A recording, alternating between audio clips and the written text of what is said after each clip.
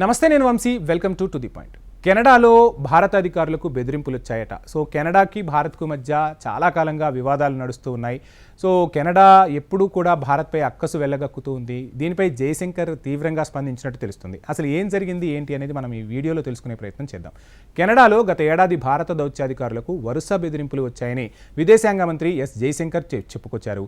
అదే సమయంలో ఆ దేశ వ్యవస్థల నుంచి ఎలాంటి సహకారం కూడా లభించలేదన్నారు. అందువల్లే అక్కడ వీసా జారీ సేవలను నిలిపివేయాల్సి వచ్చిందని వివరించారు జయశంకర్. ఖలిస్తానీ తీవ్రవాది హర్దీప్ సింగ్ నిజ్జర్ హత్యకు భారత ఏజెంట్లే కారణమని కెనడా ప్రధాని జస్టిన్ ట్రూడో నిరాధార ఆరోపణలు చేసిన విషయం మనందరికీ తెలిసిందే. ఆ తర్వాత ట్రూడోపై ఎన్నో విమర్శలు వెలువెత్తాయి. ప్రపంచ దేశాలన్నీ కూడా ట్రూడోను దుమ్మెత్తిపోసిన పరిస్థితులు మనం చూసాం. దీంతో ఇరు దేశాల మధ్య అప్పట్లో దౌత్యపరమైన విభేదాలు ఒక్కసారిగా బొంగుమన్నాయి. ఫలితంగా గత ఏడాది సెప్టెంబర్లో భారత్ అక్కడ వీసా సేవలను కూడా నిలిపివేసింది.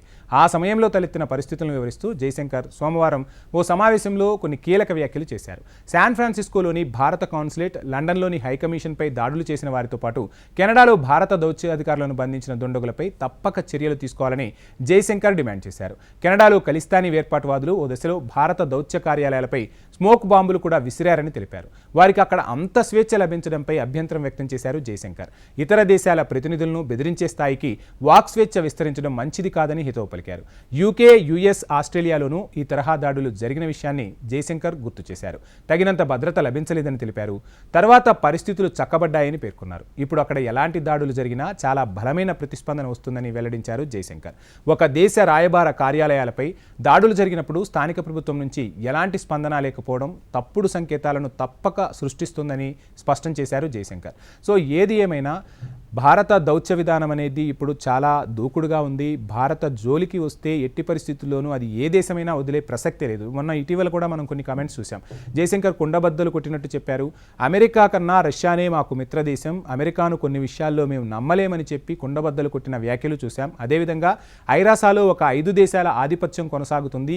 ఇప్పటి వరకు ఆ దేశాల ఆధిపత్యం చాలు, ప్రపంచంలో మిగతా దేశాలు కూడా అభివృద్ధి చెందాలి అంటే ఈ 5 దేశాల ఆధిపత్యం అనేది ఐరాసాలో తగ్గాలి. ఐరాసాలు సంస్కరణలను ఒక్కోసారి సమూలంగా మార్పులు చేయాల్సిన అవసరం ఉందని కూడా భారత వైఖరిని స్పష్టంగా చెప్పారు జయశంకర్. దీంతో పాటు అమెరికా ఏదైతే చేస్తూ ఉందో, అంటే ప్రపంచంలో యుద్ధాల వెనక అమెరికా ఉందనే విషయాన్ని కూడా జయశంకర్ కుండబద్దలు కొట్టినట్టు చెప్పేశారు.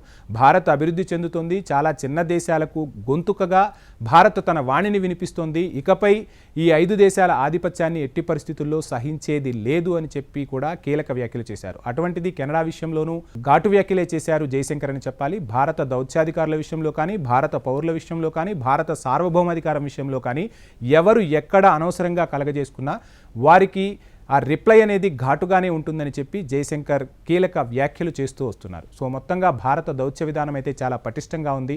సో ఏది ఎలా చేయాలో భారత్ ఆ విధంగా అడుగులు వేస్తూ ముందుకు సాగుతుంది. రాబోయే రోజుల్లో భారత్ విశ్వగురువుగా అభివృద్ధి చెందుతుంది అనడంలో ఎటువంటి సందేహం లేదనే చెప్పాలి. ఇది వాల్టి to the point. Please subscribe HM TV.